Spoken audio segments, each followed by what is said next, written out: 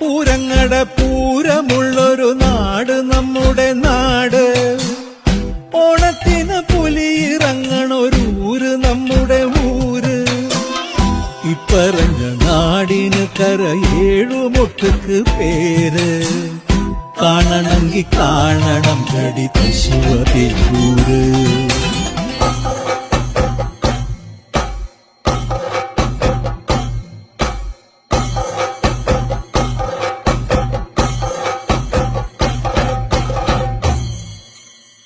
നാടിനൊത്ത നടുവില് പച്ചക്കൊട പിടിക്കണ കാട്. വട്ടത്തില് കൂടുവാൻ അവിടെടവുമുണ്ടൊരുപാട്.